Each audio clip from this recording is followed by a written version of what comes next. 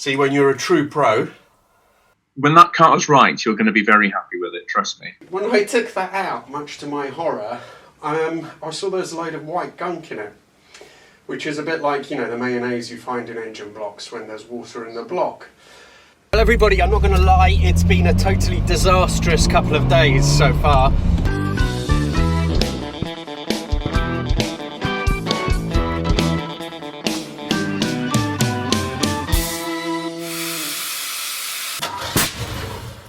Hello everybody, welcome, I'm Jack and this is the Influenzo, and all I want to say is it's worth watching this whole video because it's possibly one of the most significant that I have in terms of the Influenzo, and unfortunately things do not end well.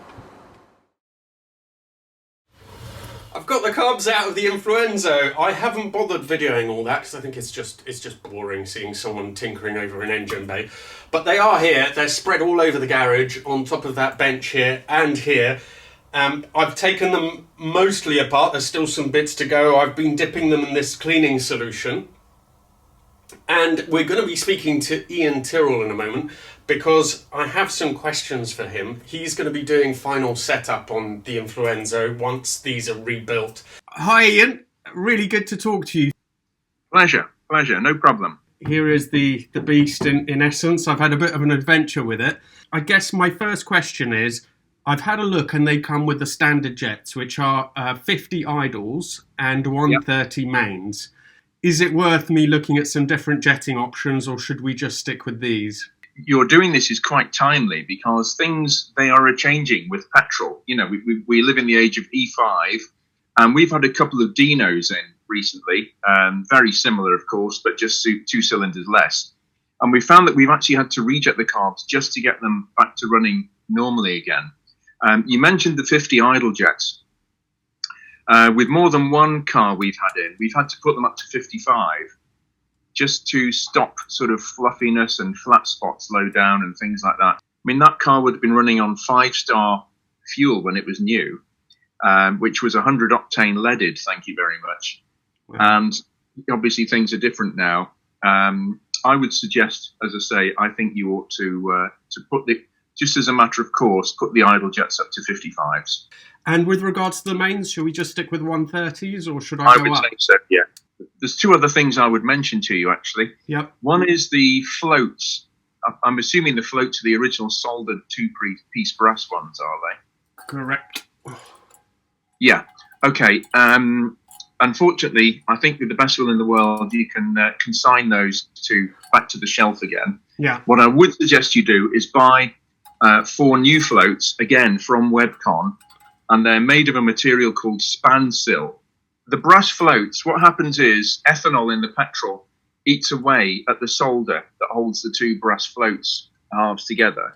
And when they fill with petrol, that's very bad news because obviously the float chamber fills up, acts like a tank, it overflows, and you've got a fire hazard and the engine starts to run abysmally. So the second thing is, we had spoken briefly about getting the bodies ultrasonically cleaned, and the reason why I've gone slightly against the ultrasonic cleaning is that I remember when I've taken these apart before that this butterfly can be a real pain, depending on those screws. And the bearings seem fine, so disturbing it all just seems a little bit pointless to me. So my only worry with these is that they will have air leaks that will go through. But if I pack them with grease and then reassemble them all, certainly for a fair amount of time, I presume they will be airtight.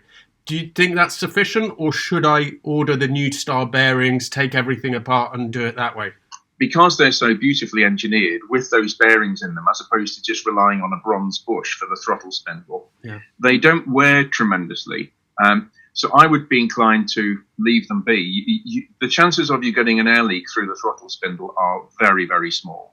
I mean, you've worked on some fairly impressive cars. Obviously, there was Ferruccio's Countach and so on, but I presume that working on the Influenzo will be a career-defining moment for you. You must be quite excited. Well, it's a great engine. That Ferrari V8 is a great engine. I haven't warmed to this engine that much, and I think part of the reason is it's still not running properly, and hence I'm rebuilding the carbs to take that out of the equation. But having seen them, I don't think that's the issue. It works very, very well up until 5,000 RPM, which is where I believe these engines should really take off. And that is where this one just meanders up. It will rev, but without any gusto. But what do you think the reasons for that could be? That it's still doing that? What are the most obvious culprits? Two things spring to mind, and I've come across both of them over the years. So these are things that I sort of know about or have come across. Number one is the advance curve right in the distributor? The centrifugal advance is crucial, actually. If the centrifugal advance obviously is two spring-loaded bob weights inside the distributor, which advance the timing. You really need to make sure that the springs, the pivots, the bob weights, all that are free, all of which can throw the timing or the centrifugal advance curve out. So it's worth revisiting that if you haven't done already. The second thing I've come across is it's a 4-cam V8. Obviously, it's got 2 cam belts, one for each bank. Because obviously, originally, Ferrari recommended you change the belts on that engine once every 2 years, which is a bit crazy, really. And then Ferrari relented and said, oh, no, let's make it 3 about 20 years ago or something. And the reason, I actually had a word with somebody in their technical department at Maranello concessionaires about this years ago. I'm drifting off piece slightly here. No. And the reason he came up with, are you ready for this? Yeah. Why the belts needed changing, even if you'd been nowhere in the car or not, was because he said ozone emanated from the alternator windings and it degraded the rubber in the belts. There you go. Unbelievable. That's the technical reason, or it was. Yeah. But what I was going to say was, quite often I've found when I've pulled the covers off the cam belt sprockets, that there are about 3 or 4 different painted marks from people over the years who dabbed paint here and there, thinking that they're lining the cams up, etc. There should be a more positive register than that. And it's where I'm going with this is, it's quite possible one of the banks has got the valve timing maybe out of tooth or something like that. I mean, if that was the case, though, wouldn't it be even more obvious? Wouldn't it be running really badly everywhere? No, I had it on a 308 GTBI years ago.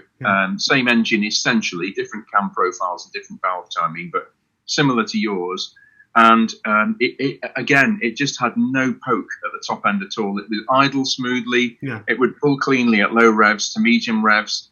After tearing my hair out with just about everything imaginable, pulled the timing belt covers off and discovered that I think one cam was either 1 or 2 teeth out on one bank. Wow. And I put it back together. I mean, seriously, that engine, particularly with the carb, with that early carb setup, it should be happening at 5,500 RPM. Between there and the red line at 7.7, that thing should go like it's on laughing gas. It really should. If we can check all this, if you're happy to do that when I bring it up, that's awesome. I can just concentrate on the carbs. When that car's right, you're going to be very happy with it, trust me. Oh, that's they go fantastic. Really well. Brilliant. Thank you, Ian. So in the assembly, first of all, we will start with some of the interesting stuff. Right, so we have the assembled main jet here. Probably in this car from about 2,000 revs upwards. This governs the speed of the car and the fueling of the car. Now these Venturis, they're called, that you can see here, they have a little hole going through there. They go at the top of the carb here. Carb goes like that. Air goes through. As it goes through, it sucks through this Venturi, causing a vacuum. That's where the main jet is. Okay, so the Venturi's in, the main is in, and we just screw that down. You also have, where are they? These are the idle jets. So this is where the idle circuit goes and where the idle jets go. They've got new O-rings, and one of these idle jets was what was causing all the problems of the car only running on 7 cylinders.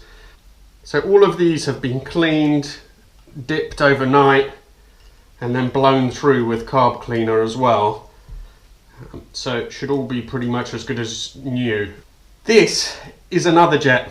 This is actually the jet for, and sometimes when you accelerate, when you try and accelerate quickly and you open the butterflies, there's a delay in which the carb can't quite respond quick enough to that. What Weber did, which is really clever, they have this device called the accelerator pump. which just squirts a bit of fuel in as you open the butterflies and gives the vacuum a chance to catch up. So the car isn't running quickly enough, there's not enough air going through to suck the fuel that's needed for that quick burst of acceleration.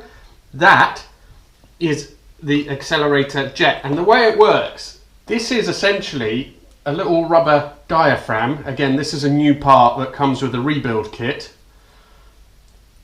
And this is the part of the accelerator pump, which I think is really, it's just ingenious really. You have a little lever there. So what happens is that when you accelerate, if you accelerate hard enough, you will cause this diaphragm, you see there's a little ramp there, to be pushed.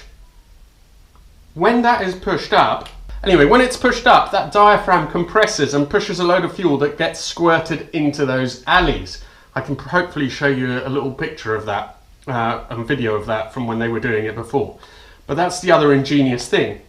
I won't go into more detail than that. I think that's probably enough for now. The tops of the carbs also had to have some work done to them. So I've had to measure the clearances for the floats, make sure they had the right amount of trouble, because that adjusts how much fuel is in the bowls, which can have quite a dramatic effect on the fueling in the engine.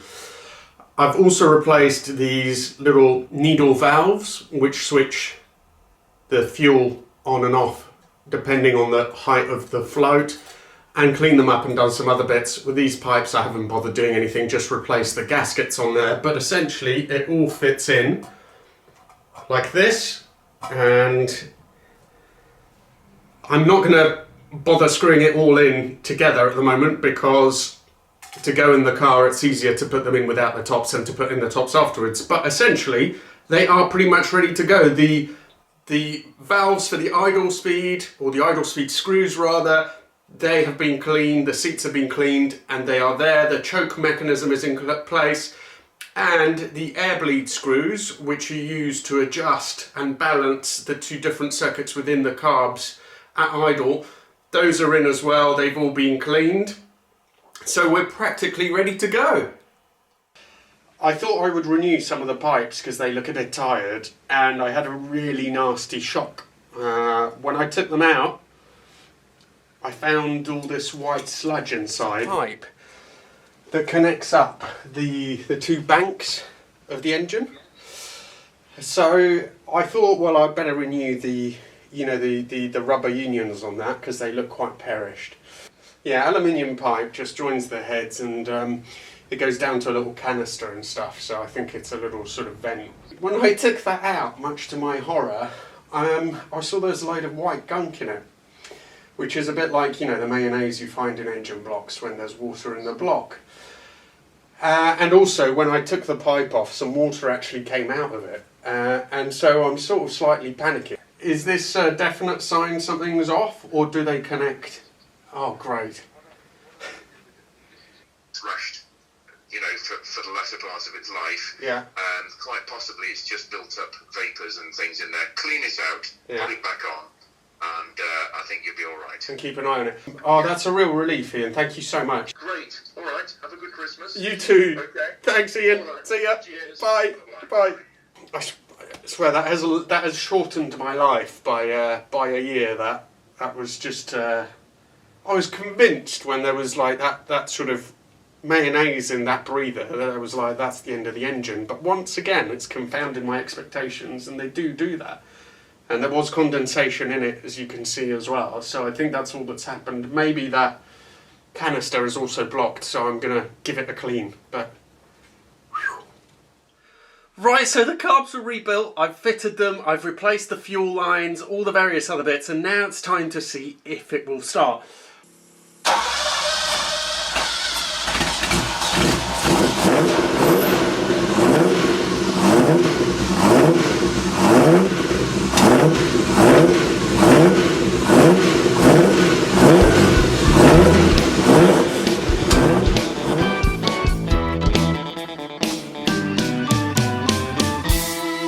I don't know, maybe I shouldn't be surprised, but I kind of am, that it seems to be running so well, and it does feel, I just manoeuvred it in, because to tune the carbs and stuff I have to do it the other side, because this points towards the back of the garage and I get gassed, but started much easier than I thought, and it seems to be running a lot better than I was expecting as well. So, so far, like, it's all pretty good news. I'm pretty shocked, really, but I shouldn't say stuff like that, because something will happen any second.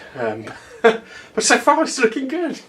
Well, it's another day, everyone, and unfortunately things haven't gone quite to plan, which is a massive shocker. So today was supposed to be the triumphant day where I was going to go out in the car, film in the car, talking about it, running with the new carbs and what a great job I'd done and everything else. And my optimism has quite rightly been slapped down. The influenza has taught me another lesson, and that is don't count your chickens before the eggs hatch. Don't count your eggs before the whatever it is, I don't know. Well, everybody, I'm not going to lie, it's been a totally disastrous couple of days so far. So it all started with this issue I had that I couldn't keep the revs down. So the engine will rev up, but then it won't drop, or it will drop very, very slowly, and then it won't go right to tick over. I checked a lot of things. I thought it was the throttle linkage, I thought it was all that kind of stuff, but I've been on the phone with Les as well, the wizard from up north, who helped me a lot in the past, who rebuilt his GT4 and knows these really well. And we kept on sort of, we disconnected both banks of carbs. I tried to do them independently, and still, even when they're not connected and you rev it, the revs stick. It's very odd. But I thought it had to be something I'd done to the carbs. Anyway, it got to the stage where if the revs go up, if you can bring them down with the clutch, i.e. just put some pressure on the engine, brings the revs down. If you let it go, they don't go back up. It's not the linkage. I then had a look, Les was talking me through a few things, and I had a look at the distributor, which is adjusted all the way up, which isn't right. It should be somewhere in the middle.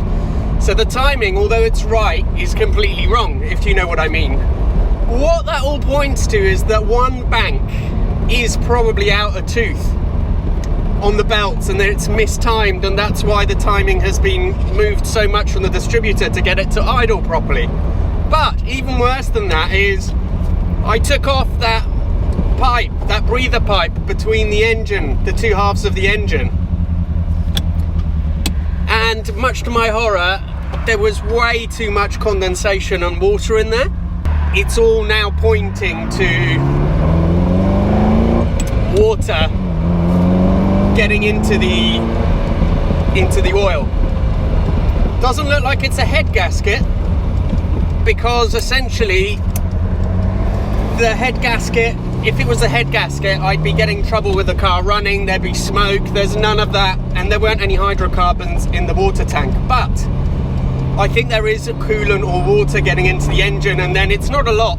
What happens is it condenses, comes up into that pipe. I don't know, I just don't know. Every time I think I know something about this, it turns out not to be true. I can't be sure. Gonna have to do some more testing. I want to get it to run right anyway, because there's this issue with the timing, which is definitely not right. I don't think I'm going to wait to bring it up to Ian to check the timing. I think I'm going to try and check that myself initially, just to see where I am. I mean, I understand everything points towards the carbs. I've rebuilt them. It's something to do with the carbs, but I really don't think it is. I think what happened is, before, with the carbs so old and dirty and maladjusted, it probably wasn't running very efficiently. And so, especially on idle, and so the revs would drop back, even with it advanced, with the wrong advance, or the way it has to be advanced to run at the moment. But this all ties in as well with my issue that I have, that it just doesn't run well at the top end. Ian also said, look, I think it's a timing issue, either with the belts or whatever. Anyway, it's really, the belt issue isn't such a bad thing. Obviously, if that turns out to be good and, the car starts to run better at top end, that's brilliant. But this water issue, constant, that's just been with me throughout the car, and I always think something's going on, and then it isn't. That is much more of a gigantic thing, and again, it's pointing towards a full rebuild. So sorry to end on such a low, and I'm feeling a bit sorry for myself, but thank you everybody, and see you for the next video. Hopefully, I don't know, I'll get some clarity on what's going on with the car by then. We'll see. Just realised, by the way, I wasn't wearing a belt. Totally unintentional, because I'm filming as well. I put a camera on and then I forgot to put the belt back on. Anyway, see you everybody. Thank you very much. Please do follow me. Follow the adventure on my Instagram, and please do subscribe. Thank you all very much. See you soon.